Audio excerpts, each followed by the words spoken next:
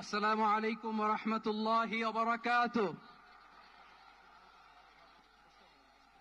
আমাকে আজকের এই জনসমুদ্রকে শান্ত করার জন্য বলা হয়েছে। আমি জানি না আপনারা কি শান্ত হবেন না অশান্ত হয়ে যাবেন। প্রিয় সুধী, মার্চ করতে যে লাথি গুতা ঠেলা উষ্টা সব আমরা খেয়েছি, তারপরেও আজকের এই সোহরাওয়ার্দী উদ্যানের এই গণজামায়াতে এই জনতার মহাসমুদ্রে উপস্থিত হয়ে আমরা বুঝতে পেরেছি আজকের এই মহাসমুদ্র জনসমুদ্র ফিলিস্তিনের প্রতি, আল আকসার প্রতি বাংলাদেশের জনগণের ভালোবাসার বহিঃপ্রকাশ।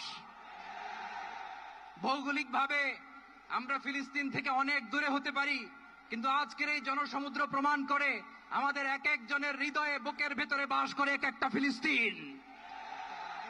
আমাদের হৃদয়ে বাস করছে এক একটা গাজা, আমাদের হৃদয়ে বাস করে এক একটা আল কুদস। চিৎকার করে বলুন ঠিক কিনা। আমরা আজকে সংহতি প্রকাশ করব আমাদের মুসলিম ভাইদের উদ্দেশ্যে। এক আওয়াজে আমাদের কণ্ঠকে উচ্চকিত করে অতিথি থেকে শুরু করে অডিয়েন্সের সবাই আল্লাহু আকবার ধ্বনি দিয়ে সোহরাওয়ার্দী উদ্যানের এই ময়দানকে আমরা কাঁপাতে রাজি আছি না নাই? নারায়ে তাকবীর, নারায়ে তাকবীর। দিন ইসলাম, দিন ইসলাম। ফিলিস্তিন, ফিলিস্তিন। আল কুদুস, আল কুদুস। ফিলিস্তিন, ফিলিস্তিন। আল কুদুস, আল কুদুস।